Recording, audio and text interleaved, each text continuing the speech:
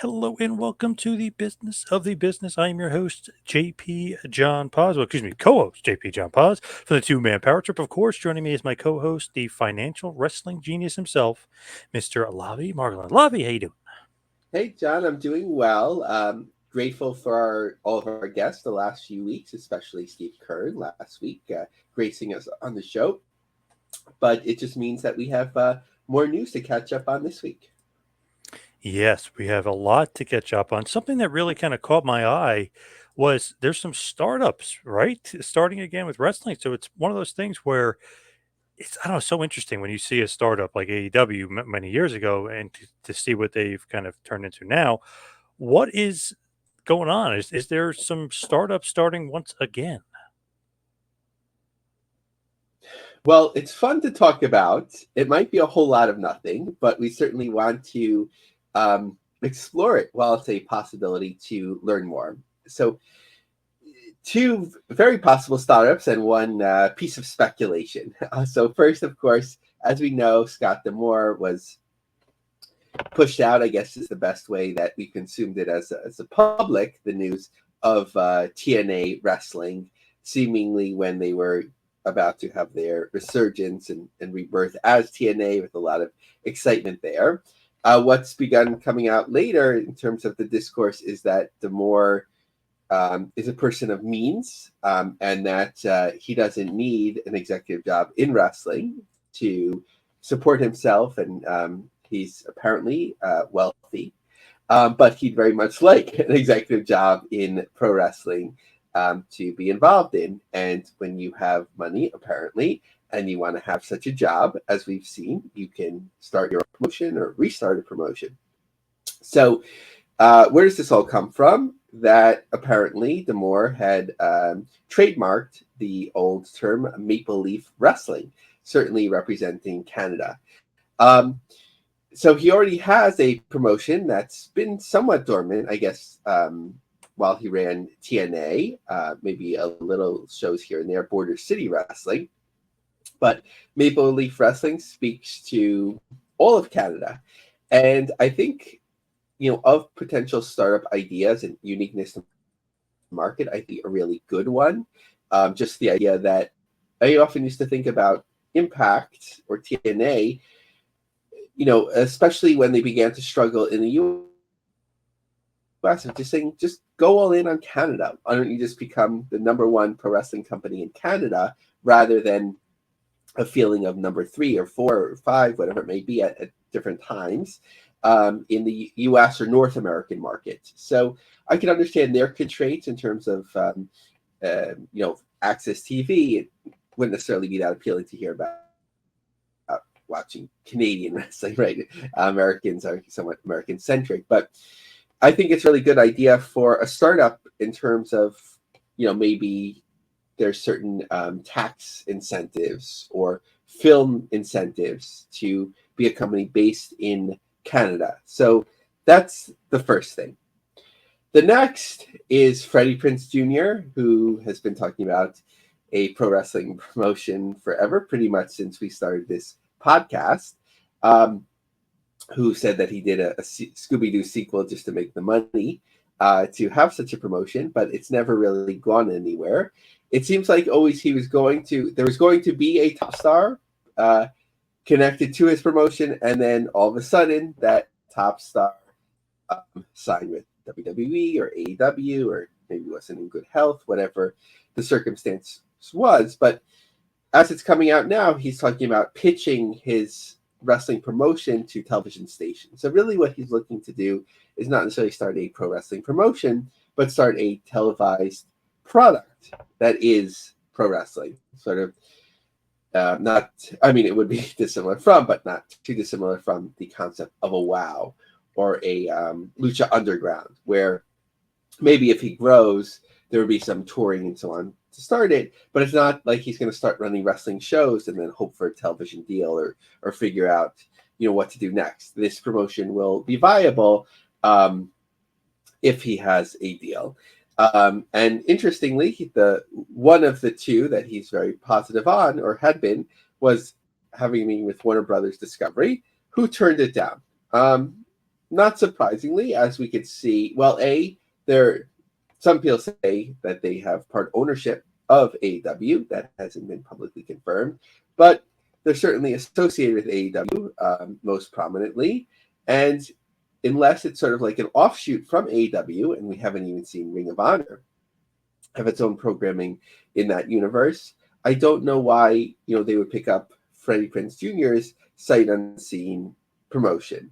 So curious to see what the other potential outlet is for him. When you start hearing about people talking about multiple outlets, sometimes it makes me question if you have anything at all, right? We would hear about NWA having, right? I think Billy Corgan had been talking about having their programming on 2 stations, or MLW years ago talking to multiple stations, and sometimes things come to fruition,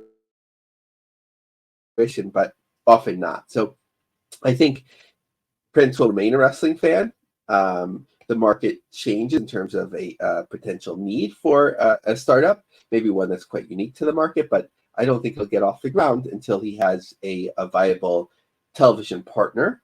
And he can certainly get meetings, same way that Billy Corgan could get meetings, because it's fun to meet Freddie Prinze Jr. It's fun to meet Billy Corgan, but for people to feel like it's a moneymaker or viable for their network is another story. And finally, and this is just more for fun at this point, but everyone is speculating, okay, Vince McMahon, once he's maybe he's not under it anymore, or once he's not under a no compete type agreement, if he were to sell all his shares, whatever the particulars would be of that.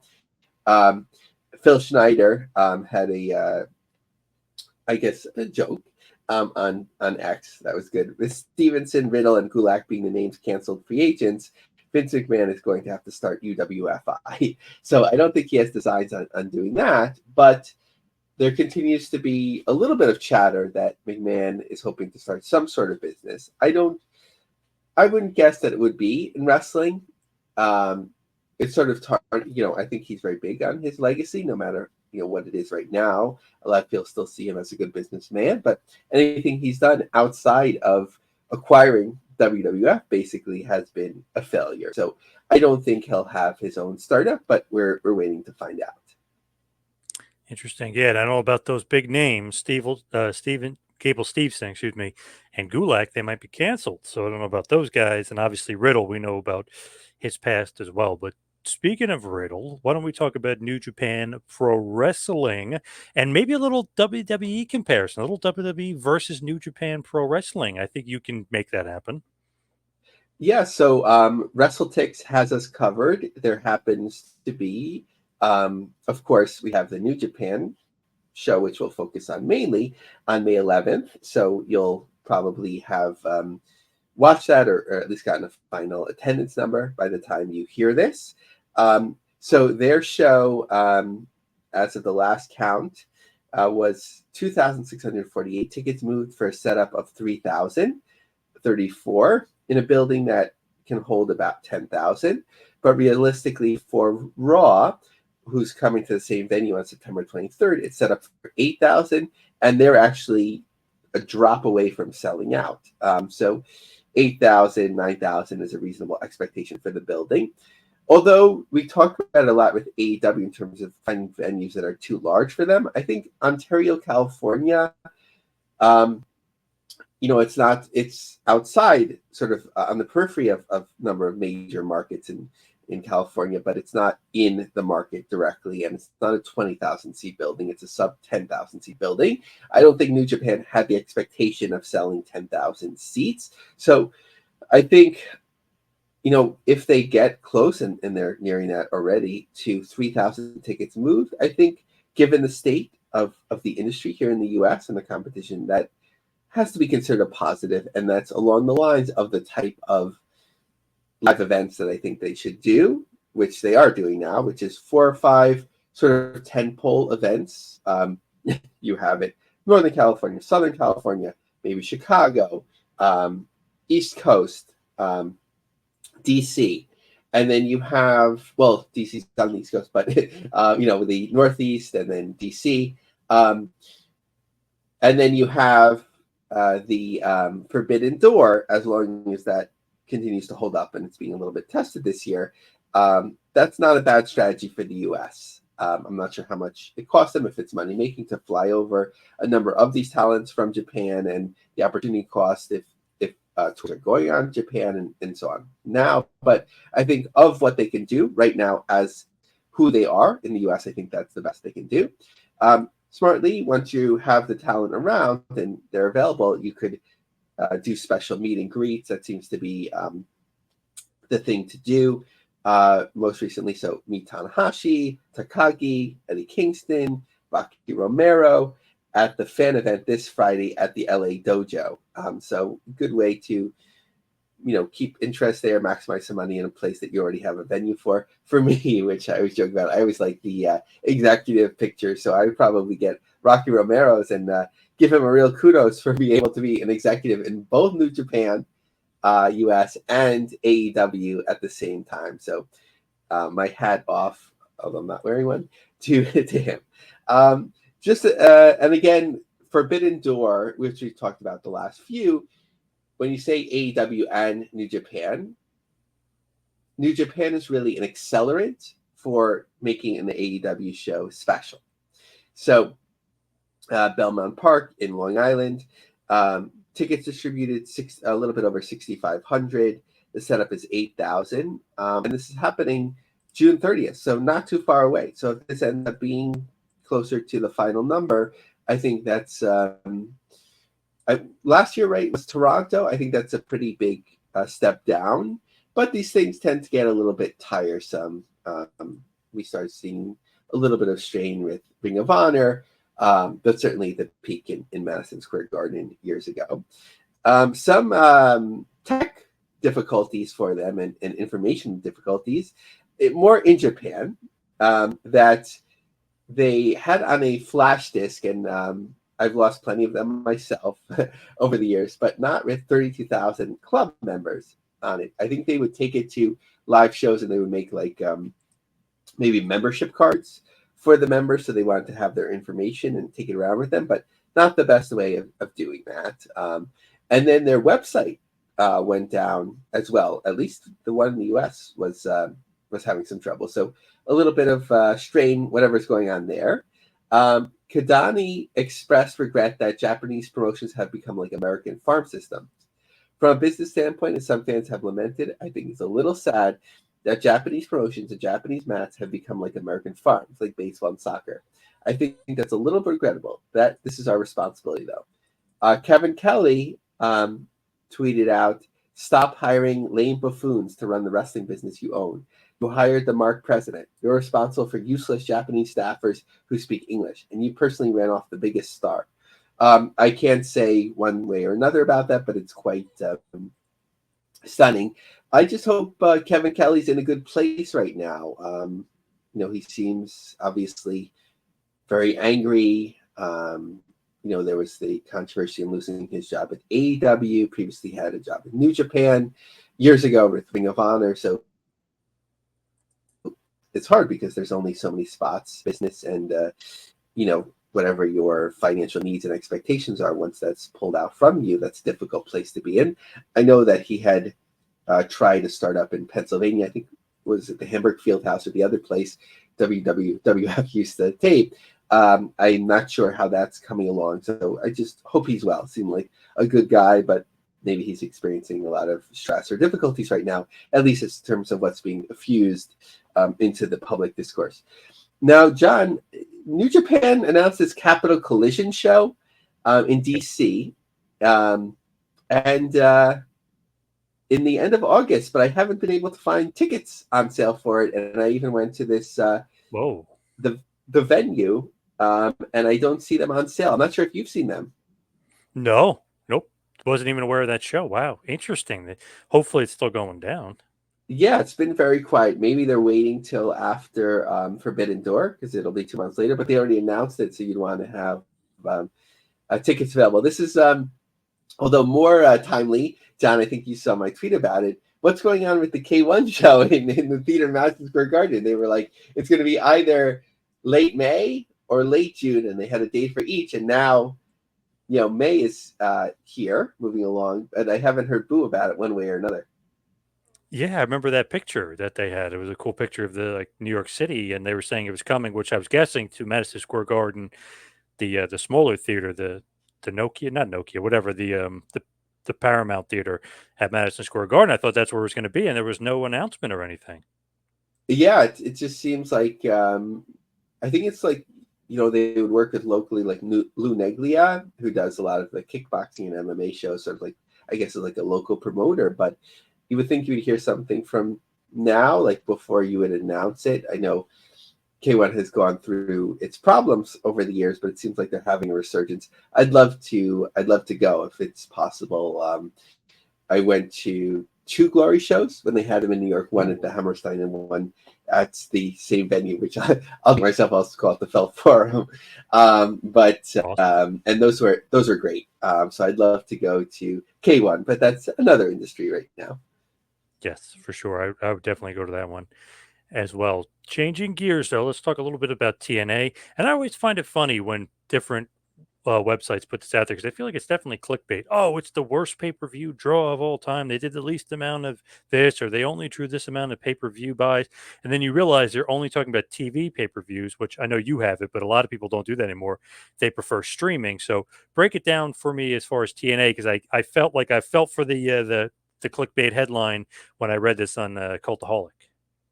So this might be a little bit dated, meaning that I saw some headlines where they were breaking down the rebellion buy rate, and it seemed to maybe be increasing or maybe looking at it a different way. But at least from the Wrestling Observer that Cultaholic got this from, that at the time it had reported that it drew only 500 TV pay-per-view buys, down 83% compared to Hard to Kill, which did 22,400 on TV.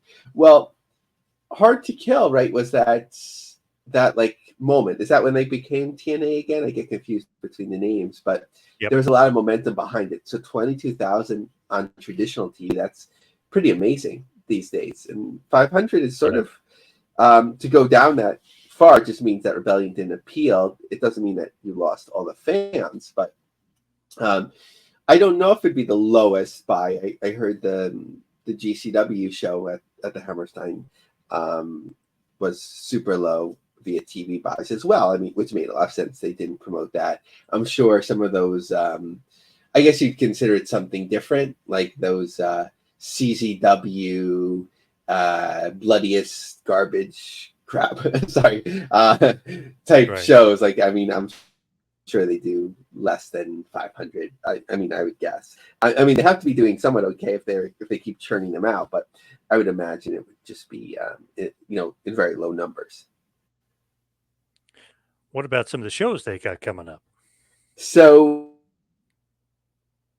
this is on May 18th and 19th. I just grabbed a screenshot from the first of the two tapings, just because it tends to be more at that show. So just to kind of look at that. So about 8-9 days out. So the first and some of the second row that they've moved for that show.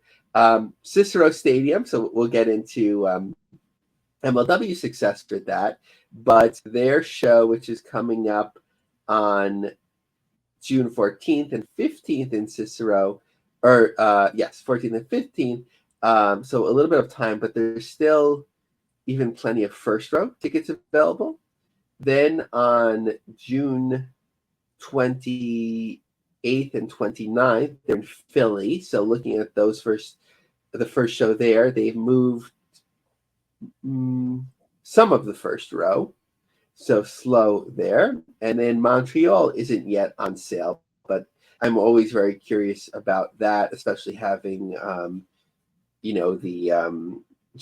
not GSP, the former Mountie, what's his name? Jacques Rougeau? His partner at the time, who's Oh, become, PCO. yeah, PCO. PCO. Sorry, Carl I really Carl like Carl him. Willett. Carl Willett, I'm Yes, sorry, yep. I was blanking for a second. So depending on how they utilize him on the show, that could be a good draw. But then just like I'm not sure how it went because it already occurred at the time we're taping this, but May 9th, there was going to be a presence at the Cincinnati Red Games for some TNA wrestlers were going Yep. to be there, including Josh Matthews. So I think that just speaks. I know like fans are excited about TNA name coming back, and TNA isn't thankfully so much in the discourse anymore. Like in terms of like a term, I feel like it was like I mean into the 2000s, you know, it's like a thing like guy talk or whatever, right? But you don't really, I don't think it's like, maybe I'm missing something, but I don't think it's really something that people say much anymore. But for people that recognize it as to what the name means originally, it's kind of like a little bit awkward.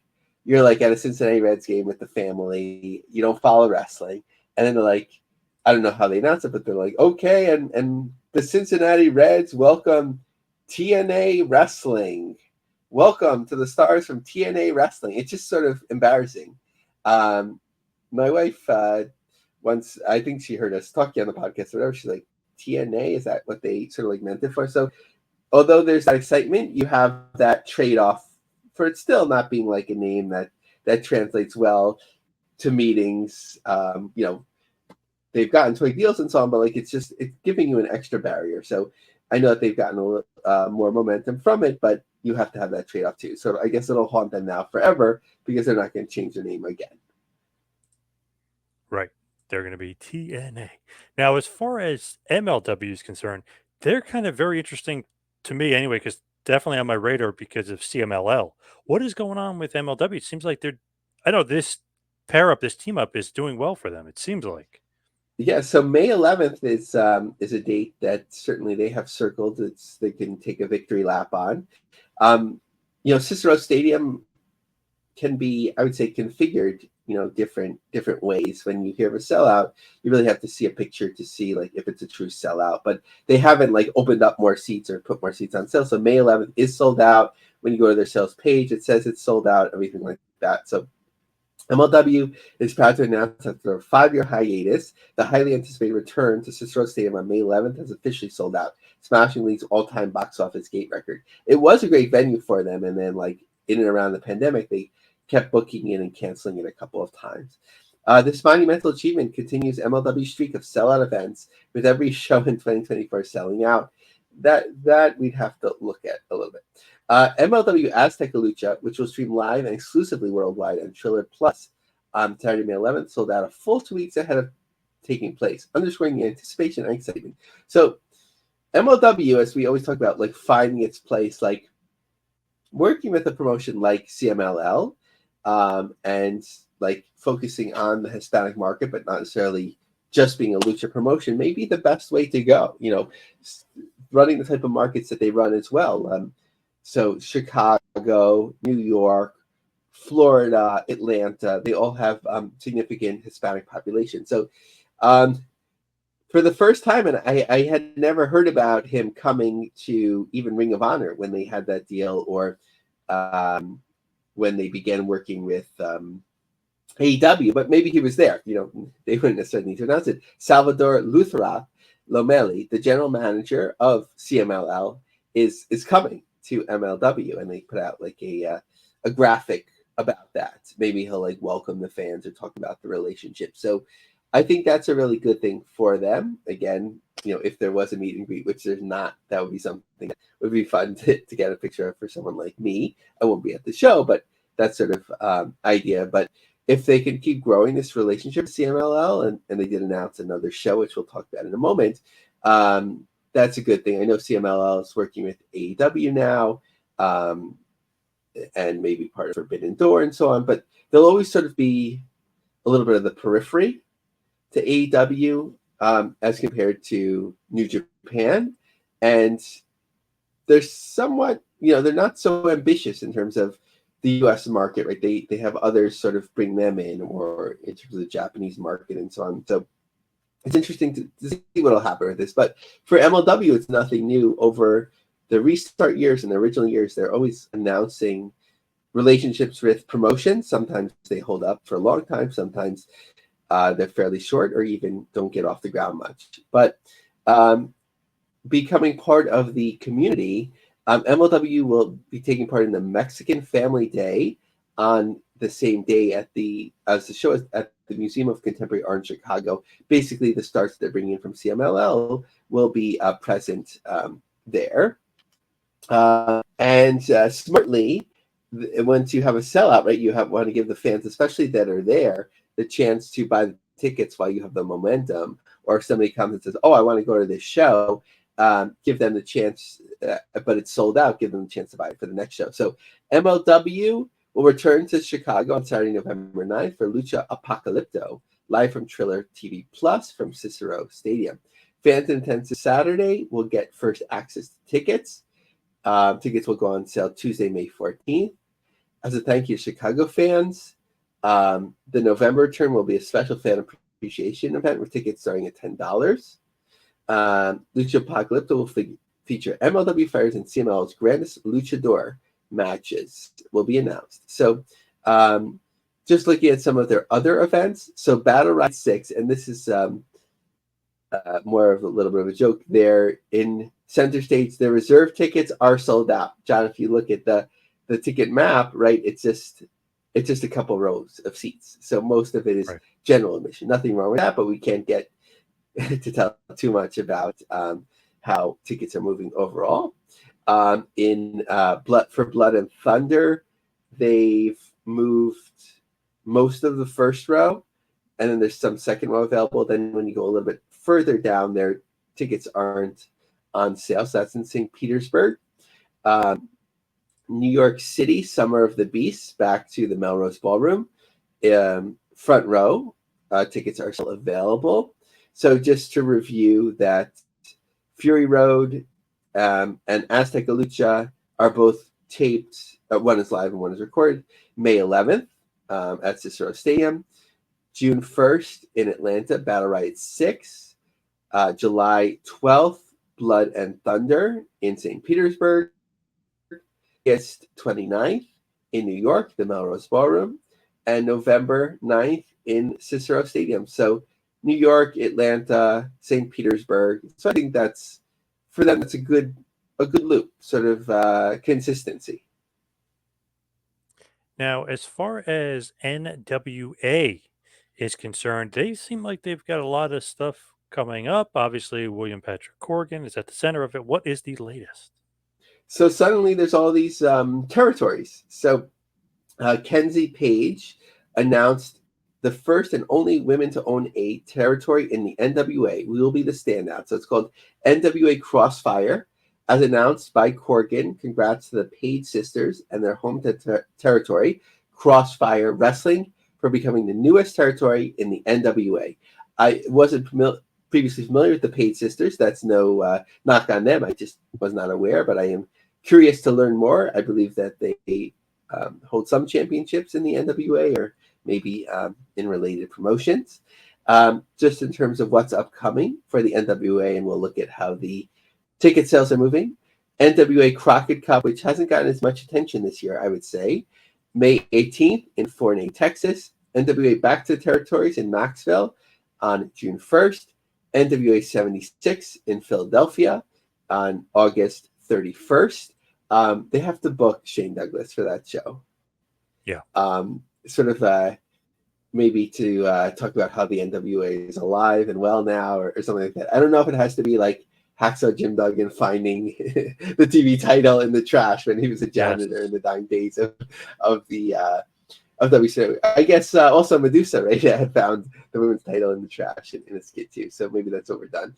And NWA looks to kill Dothan, which we've been talking about a while. Smartly, they announced the show in December because it had so much momentum the first time. So previously, Chicago Fire, which was Corgan's home promotion. I'm not sure how the ticket sales ended up doing as finalized, but on May 3rd, they moved at least like 2.5 ticket rows deep. I think the first time they did a show, it ended up being sold out.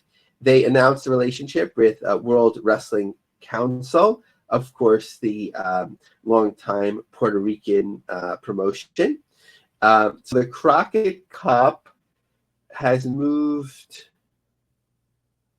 depending on the section, between 2 to the smaller sections, maybe 6 rows deep, and the bigger sections 2 rows deep. So we have to see how that ends up. Back to the territory. So this is a fun one because it's a fundraiser for the local high school in Knoxville. So we get to see to the dollar how much money was raised $1,777 thus far.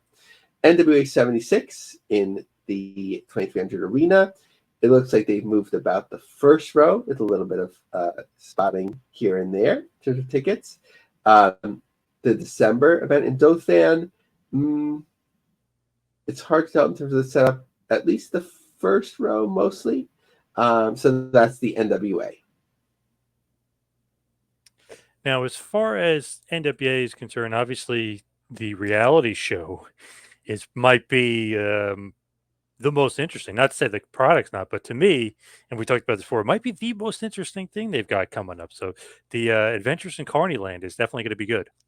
Yeah, I'm curious to see at least the first episode of it. I saw a little Snippet. social where it was talking about Corgan saying that no one in his life likes pro wrestling, and that was like a hook for me. I was curious to see what that's all about. I think there'll be some interesting things. We've heard about it for a while.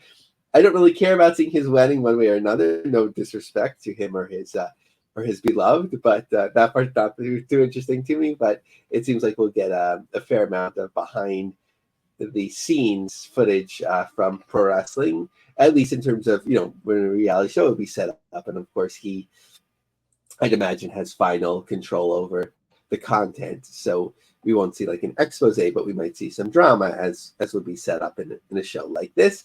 Unfortunately, and we've been talking about it for a while, it seemed like it would be a fit for like the CW, but it's just going to be streaming on their app. Yeah. Now, really, really interesting news to me. GC Dub, Game Changer Wrestling, going to freaking Hawaii. What is going on here? This is awesome. So we got a clue about this, which we talked on the show a couple of weeks ago, where Brett Lauderdale, of course, the owner of GCW and frequent guest on the show, had tweeted out like, "Do I know anyone or something similar in Hawaii? Do I know anyone in Salt Lake City? And do I know anyone maybe in Montana?" I forgot what the third place was. So most interestingly, going on for GCW is what's just recently been announced, where they'll be in Hawaii. I think Fightful had said that they'd be in the convention center, so November 2nd. Interesting that it's booked so far ahead out, and curious to see like what promoters they're working with on the ground, if we learn that. And also curious to learn like if GCW will be traveling somewhere else to make this make sense, I guess. Often back in the day, you'd see like the promotions coming back from Japan.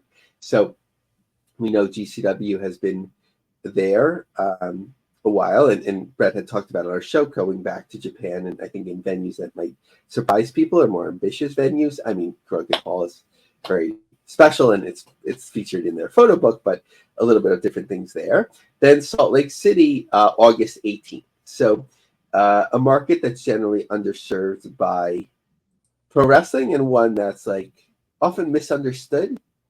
Not to get too deep into it, but like everyone sort of stereotypes every city like this place is this place. So obviously people imagine that everyone there is Mormon in a certain way and so on. And I think that would be a false assumption, a certain way or whatever it may be. So curious to see how they do in that market. Always fun to see them getting out there. And I think it's a good idea for them to try some different markets, because as we're going to see, as we've talked about, sometimes when they're doing something consistently, they build and build and it works out well. But sometimes things get a little bit too much in the same market. So May 18th in Philly at the Harrah's Casino, that show was announced pretty late. It was a bit of I would say a WrestleMania, what do you call that? Hangover? Hangover. Thank you. I was going to say overhang, but that made no sense. John, what do you think? Like being in the market, like are people like hungry for pro wrestling now in like Atlantic City and Philly, or they need a little bit of a break? I think they need a break for sure. I mean, there was so much going on. There were so many shows, but who knows? Maybe they got to deal with the with Harris, and maybe that was like financially beneficial to them. Yeah, that's what I was thinking. That would make the most sense. Sort of being a sold show, which isn't Yep. uncommon, of course, in casinos. Not that anything that I'm aware of them having done that with where they run in Atlantic City now. I don't think that is at all. But this could be the case with Harrah's. But because Brennan always talks about, I don't need to run Philly. People can come to our other markets and so on. But here he's running it for it's the Philly market generally, running it after the whole collective thing, and it is struggling thus far. The second row, I could click up to 10 tickets, third row up to 10 tickets based on Eventbrite. So there's that. But what else? So Talia Hall, where they had done a really good gate previously, May 25th, is the first row was sold out, and some like special sections around the venue, like little theater boxes around the venue. But the second row plus, you can look at the Talia Hall events page. You can click up to 6 tickets, which are the maximum for different rows. So we'll have to see how that's doing. Knights of Columbus Hall in Ridgefield Park, obviously a smaller venue, on May 19th. You could still get at least 10 tickets for the front row. So we're starting to see like a little bit of a WrestleMania hangover, generally, I would say. For their Paranoid show in late May, second row and third row, 10 plus tickets available, where you start seeing, something really strong, which isn't surprising, the Tournament of Survival, one of their marquee events. There, the first 6 rows are sold out. So 10th row ringside is available. Cage of Survival is doing fairly well. You always see the second day doesn't do as well as the first, which makes sense, even for deathmatch shows. But the 4th row has 3 tickets available, so that'll be sold out. But the 5th row and beyond has at least 10 tickets available. Their Lights Out show in June has second row available, 10 or more tickets. Hit 'em Up show, second row, 10 or more tickets. Then let's see here. No Sleep, June 28th. This is in Houston. Second row, 10 tickets or more available. That I wouldn't fret about yet, because GCW tends to build momentum as they announce shows and put the more spotlight on it. Then also in Gillies in Dallas, second row, 10 or more tickets remaining. So not the hottest start for GCW in a post. Well, I guess we've been post WrestleMania for a while, and they've done well in some shows, but in terms of going into late May into late June, besides Atlantic City, nothing looking great right now. But we just have to see what ultimately happens. So they always have great names to their shows. There's no no doubt about it. I love some of the names of the GCW shows. But what's going on with Sakyabon? What's going on with that Joshi promotion? So they're coming next, right? They're in the coolest markets: New York, Miami, now LA. Take place at the Trinity in downtown LA on May 30th. So they're claiming Miami had 2,000 fans in attendance, and 1.3 million more watched live on TikTok and Twitch. 1.3 million watched live on TikTok and Twitch. I'm not sure if it's that sort of thing where you count minute by minute and you add it up together, because I question that. Right. But I'd have to see the numbers to know for sure.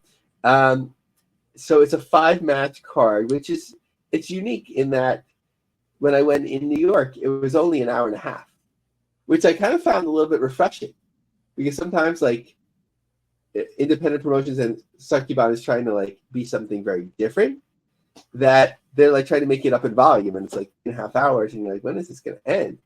And here you have their street fair, which was a cool little concept where they were, at least in New York, they were giving out. There were some giveaways, some drinks, snacks. There was items for sale, but in a different sort of way than just a fold-out table. And so on, they were nicely designed booths. So it's still an experience. Again, you have these named talents. It's very high profile. You're working with a lot of high profile people. You're getting a lot of PR, but I'm not sure where they're getting to. So it's something to continue to watch, but I think that's just their third show. So It'll take some time, but it seems like a very expensive undertaking. Now, as far as women of wrestling, WoW, let's keep the woman train rolling. What's going on with WoW lately?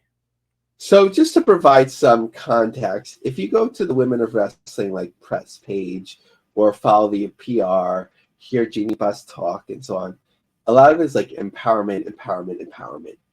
And you're like, okay, the promotion is for women. I know that, Dave McClain had a different life with Glow, and maybe wrestling was, I mean, certainly women's wrestling was presented in a different manner, but maybe he's changed and so on. In terms of presenting talent, but then, and we don't know the story yet at all. But the Tonga twins, who share a Twitter or X handle, who had been like outside of Jeannie Buss, the Tonga twins would probably get the most press. Not to say that they got so much, but for somebody that gets Google alerts and share them, like I would see their name all the time. But like this dropped seemingly out of nowhere publicly. To our fans, we'll be speaking out soon, but for now, we'll leave it here. To all women who are scared to speak up, we stand for you. You will no longer see us on WoW because we spoke up. You can't do this to good people who sacrifice their family. So evil. Mess with us, you mess with our kids and family, and that's personal. Wait on it. Tonga Twins are now free agents. The marathon continues. Tonga Twins is us. Hashtag FUCK. Wow. Damn, interesting. It's heating up at WoW. So, As far as sorry, that, John. Are you intrigued? Are you interested? I'm certainly intrigued to hear what's going on. We haven't had as much controversy since Tessa Blanchard was removed from the promotion. So, yeah, really curious. I mean, we've seen like the money that they offer for tryouts and so on. It's not like a full-time living, but it is it's sort of a place to build a character so that it exists in its own world. And, it hasn't been a launch pad for many, but it's something. It's something for exposure. So I don't know. I'm curious to hear all about it. Just not doubting them, but just a tweet that's very vague. We can't really draw conclusions from, but obviously it means that some people are unhappy, whatever's going on. Now, what's going on with our good, close personal friend David Marquez at United Wrestling? So David keeps trying. He keeps pushing many different ways, and he's mostly getting there. But um, a job, right? And I would love to try this, if I wasn't attached, to another career, just because I like this sort of thing. But he is looking for a broadcast national salesperson to sell weekly boxing, pro wrestling, and MMA programming that reaches over 80% of our country. Programming is cleared on 120 over-the-air RSN satellite cable and streaming outlets, including Fox Sports Deportes, Fubo, Estrella TV, Gray, including Gray Telemundo, and Triller TV. So he has these, either they're his own promotions or he works with other promoters outside of wrestling for sure. So to make money, because right now, and it's on their website that they offer, at least the wrestling programming is like barter. You get to traditional, right? Like for wrestling syndication, you get to keep a percentage of the ads. We get some, and hopefully it's worthwhile and everyone's happy. But why not try and make more money while you can? So I don't want to speculate, but I guess I am speculating. I assume that this is sort of on a commission basis as opposed to a full-time job. But for those that are interested, you can inquire. Since David did put his information, or at least the information he wants to share for this public listing, I'll give it to people if they want to inquire. David at davidmarquezprod.com. Marquez is Marquez. Or simply text or ring 818-300-6328. That's 818-300-6328. So in something even more ambitious, and I'm not sure what the expectation was about this, but help fuel championship television to broadcast live. So, and we'll have a lot more details on it in a moment, but the idea was that if they can raise $1.5 million, that they'll or that they'll be able to go not only tape their syndicated programming, but they'll stream live on Triller or wherever. So in 8 days, they raised $1,485. So a little bit behind NWA's Back to the Territory show. So I think sometimes when you're like very ambitious with something like this, that like people are like, it seems like unreasonable. So people who might also give. I think it's also like a misunderstanding. You might have a reach. Like some people might pass through Championship Wrestling just because it airs late night or they're flipping through or streaming or whatever. But and I don't want to like sound mean, but I don't know if Championship Wrestling has a lot of fans. People are aware of it, and I respect very much what they're doing. I think it's amazing, but I don't know if you have that sort of groundswell to be able to like raise money like this. But let's talk about this.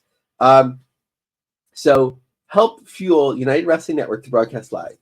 So Marquez had written a personal request from me that will translate into opportunities for pro wrestling performers, staff, production technicians, and others. Thank you for consideration. So this is what they had in the description. For wrestling promoter, crowdfunding is a scary thing for many reasons, but we have decided to start a campaign to finance a special new project. Since the global pandemic days and our limited series, Primetime Live, I've always wanted to return to producing a live broadcast. For a 6-month period, we had a CW network series in development. We had an approved format, budget, and even a premiere date. In the end, we lost the funding and time slot to NXT. From the moment that we received official word from the network that UWN would not appear on the CW, I've gone nonstop pitching the concept to different networks and streamers. Although they have all been interested in distributing wrestling, none of them are interested in funding wrestling. We do have open doors with these providers, but much like our syndication, it will be on a barter and revenue share basis. So, as I talked about. So, with no guaranteed money, we have not been able to pull the trigger and launch a live program. All of our programming is self-funded or advertiser supported. So many of you have supported our projects for 3 decades. You witnessed the regional talent to WrestleMania and becoming elite. I'm personally asking you to donate and help us take destiny into our own hands. Please trust me when I tell you that making this request has not been easy. I felt like it would come off as a charity, but it's a new venture. Think about it as a startup business. The cost of doing a live production is not that much more expensive than recording weekly episodes and broadcasting live would allow our characters and stories to be current, and the best part of being live is the element of a surprise. It is fair for you to be skeptical, but I hope that our Emmy award-winning reputation in television production allows you to believe in our quest. We will continue to move forward and improve our foundation and provide you with excellent entertainment. Again, thank you for consideration, and let's start telling our stories. So, again, like I appreciate the idea and the effort and the enthusiasm and everything like that, but when I checked, I didn't even see, and I could be wrong, on X, like them tweeting out the link for this. So it just seems like somebody's passion, but very unrealistic dream. Although when Cody Rhodes had tweeted out that he wanted Ring of Honor to book a 10,000 seat venue, I said it has to be the right time, the right place, and so on. Or I tweeted under him. If you look up that Twitter exchange with Dave Meltzer, I think I'm the one under that, not exactly part of the conversation. So I can doubt things. I doubted Ric Flair's last match selling out the Municipal Auditorium. So I could be wrong, but this just doesn't, it just seems like a dream rather than like a realistic expectation. Maybe if you're to say like, help us improve our computer systems and the picture quality will be even clearer, we need to raise $20,000. That's something reasonable. But here it's $1.5 million for a promotion where many people don't have like not enough people, I would guess, don't have a passionate attachment to it. It just doesn't make sense. And David, if you're listening, I'm sure you're very busy with other things, but if you're listening, I don't mean this is a bad thing. It's just an analysis of the situation. What in the world is going on with our buddy Kevin Kleinrock and Max Republic? I know he's got a lot going on, man. He's super busy. So, and thankfully, he included us in the tweet. So, so we're getting the word out there, although we would have anyway. Cinco de Mayo, right, is their time to shine, of course, for Max Republic. For next week, 3 days, 4 cities, thousands of fans, including the 9th sellout in a row with 700 at Agua Caliente Cathedral City. While there was a free lucha show going on in the same small town at the festival. That's awesome. Like, same small town, there's a festival with like a free lucha show, and then the casino has a lucha show at the same time. But unfortunately, Cathedral City, which has been sold out for them 9 times, might be coming to an end. So a really deep article with Kevin's partner at Mass Republic that I wanted to share. It's the article called Cathedral City for Perhaps the Final Time by Matt King. A colorful lucha libre mask hanging for sale somewhere may provoke thoughts of wrestling. But the truth is that lucha is much more than just wrestling. Yes, there are body slams, but the form of Mexican wrestling has roots going back to the 1860s. Its impact on Latino culture goes far beyond the ring. For more than a year, Agua Caliente Cathedral City has been hosting Viva la Lucha events, during which a ring is set up in the Agave Caliente Terraza. The next event happened. The lucha events are run by Mass Republic, a company focusing on the emerging growing market of lucha libre beyond the borders of Mexico. Through a recent phone interview with Mass Republic founder and CEO Ruben Zamora, he explained how his career in lucha libre began. I grew up in LA, my parents were Mexican, and I had 2 older brothers who didn't like hanging out with me. So my dad would take me to the Olympic. And that's where I first came across lucha. For me, like a lot of other Mexicans, my superheroes were never Spider-Man, Batman, etc. We later moved to San Diego. Right across the border was Tijuana, where they run shows Friday and Saturdays every week. I ended up going all the time. It was awesome because you could go to them, you could touch their arms and pat them and so on. As an adult, Zamora got introduced to the world by chance. I was a police officer in San Diego, and one of the secretaries there knew Rey Mysterio Sr., and she was going to see him wrestle in Tijuana. I hadn't gone in about 10 or 12 years, so I went Sr.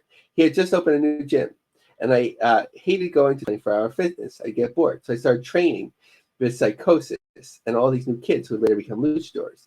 I wasn't trying to be a luchador. I was just running around the ring and the ropes, and to me, it was the coolest thing ever.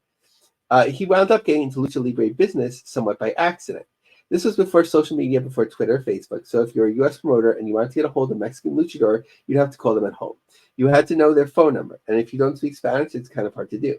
If you're Mexican but you're trying to get to the U.S., you've got to connect with promoters. But if you don't know English, it's kind of hard to do. I spoke English and Spanish. So every time the crew from Tijuana would go somewhere to wrestle, they'd give the promoters my number. So I unofficially became the booker, the agent of Senior, Psychosis, and a lot of the crew from Tijuana. Then other wrestlers started coming to me, and I kind of became that bridge between Mexico and the U.S. He was introduced to his future business partner, Klein Rock, through Conan. Kevin had been involved in American Style Wrestling since he was 15. He did everything from writing reviews, ring announcing, guest timekeeping. He started seeing the writing on the wall, but that there's this great world of luchadors that had never been done right in the U.S. So he's looking again for that type of business. He and I were introduced to Conan, and we got together and put our brains together, came up with Mass Republic. We started off doing live events in San Diego. Now we're into licensing and IP representation. We help luchadors get their work visas and their trademarks, and we're the one-stop shop for all things lucha. We do movies and TV consulting, video games, everything that has to do with lucha. We are in it to have our hands in. We are in it or have our hands in it one way or another. Being authentic lucha libre experience to fans is the most important thing. I get goosebumps talking about it. I like sitting back and seeing the kids and how they react.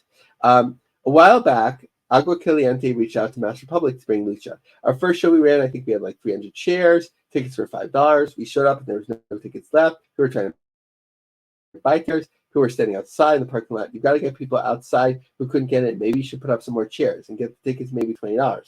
After the first show, we sat down and had a plan of how the show should run, what else they could do. The audience has consistently grown. The casino has been killer to work with, and the community has come out in ways that we never thought possible. I think now we're doing 750 people and sold out every single time. The support from the community has been beyond what we ever expected, and way more than when we were doing things with bigger stars. I just think it hits home. We bring in luchadors from Mexico, the ones you could see on TV and so on. But as of this writing, Viva la Lucha will be the final show. From what I was told, they have new management come in. They don't want anything that brings in kids. I told them that if you're trying to do these shows for 21 and older, it's not going to work. I'll come back, and you guys can pay us to run the show, but it's not going to be as successful as the whole family atmosphere. We're really bummed about it, but we had a great run, and hopefully in a couple of months, we'll consider bringing it back. So a pretty extensive article. Go check it out. And finally, the Mount Everest wrestling. What in the world is going on over there in Mount Everest? This is crazy. So our friends at WrestleMap bringing us the news in Nepal. First time world record holding wrestling event. Um, in Mount Everest, 5,644 meters height. I have no deep knowledge of Mount Everest, although I guess I could have looked it up. Like, how high is the actual top? I don't think, unless they have a way of getting up there reasonably, I don't think it's going to be at the top of the mountain, but it's still something very special. Now, from what I understand, this is a women's event, but interestingly, for some reason, there's one men's match, and it's a death match that's has political implications as well. They don't often do this. Um, uh, India and Pakistan, are big time rivals. I guess are they're not at war, but they're basically have very bad relations as neighboring countries, and they're going to have a death match on the mountain. So not only the highest match possible, but a really unique match for political implications. Very intriguing for sure. Um, Man, just one of those things, the head scratch, like Mount Everest wrestling. Wow, it's crazy. But as we wrap this bad boy up and head towards the plugs, you can follow me on Twitter and Instagram at Two Man Power Trip Lobby. What do you got? So follow me on X at Lavie Marg, LAVIE Check out my long form articles, especially recent Macho Man book review on linecupjobsearch.com. And on LinkedIn, the business of the business. We're up to 75 members, and really cool surprise this week of somebody joining who I didn't even know was on LinkedIn, and an up and coming wrestler with a great family lineage. I'm not going to pronounce his name because by joining a LinkedIn group, I don't think he was looking to be highlighted. But if you join the group, you can see who that is. Awesome. Nice. I'll have to check that out. Very cool. Thank you, Alavi. Thank you, everybody out there, for listening. We'll see you right back here next time for a little business of the business. We'll see you next week, folks.